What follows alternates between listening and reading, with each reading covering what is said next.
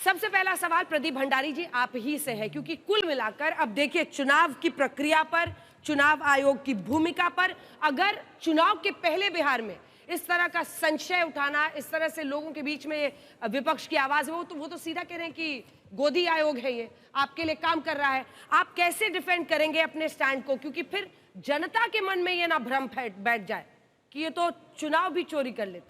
अंजना जी, latest ये है कि जनता बिहार के अंदर एसआईआर का समर्थन कर रही है, इसीलिए 74% जनता ने ऑलरेडी बिहार के अंदर अपने फॉर्म्स दे दिए। ये तो कह रहे थे 10% के पास डॉक्यूमेंट ही नहीं है। Point number 1।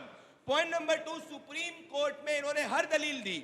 सुप्रीम कोर्ट ने बोला जो एसआईआर की प्रक्रिया हो रही है वो एसआईआर की प्रक्रिया लीगल है, संवैधानिक है, सही है, कोई इंटरिम स्टे नहीं जो इनकी पिटीशन मांगती थी। अब मैं 3 बातें कहना चाहता हूं। अगर ये कह रहे हैं कि वोटर कटने से भारतीय जनता पार्टी का फायदा होता है तो बताइए 22 लाख वोटर तेलंगाना के अंदर कटे, कांग्रेस पार्टी कैसे सरकार में आई? अगर वोटर रिव्यू करने से भारतीय जनता पार्टी का फायदा होता है तो 3 साल बाद जम्मू कश्मीर के अंदर रोल रिवाइज हुआ, कैसे इंडिया अलायंस की सरकार आई? और अगर वोटर बढ़ने से भी भारतीय जनता पार्टी का फायदा होता है तो झारखंड के अंदर 2,60,000 वोटर बढ़े और कैसे इंडिया अलायंस की सरकार आई? दरअसल सच्चाई की बात यह है कि दोनों शहजादे राहुल और तेजस्वी को पता चल गया है कि बिहार के अंदर इनकी सरकार नहीं बनने वाली है। इसीलिए जो कल तक ईवीएम के ऊपर सवाल उठाते थे, परसों तक वोटर लिस्ट पर सवाल उठाते थे, आज वो इलेक्टोरल रोल रिवीजन के ऊपर सवाल उठा रहे हैं, क्योंकि इनको पता है कि 80 चुनाव राहुल हार चुके हैं और तेजस्वी 15 साल से शासन में नहीं है। इसीलिए इनको दिक्कत है। बिहार की जनता इसका समर्थन कर रही है और हम लोकतांत्रिक व्यवस्थाओं प्रक्रिया के साथ में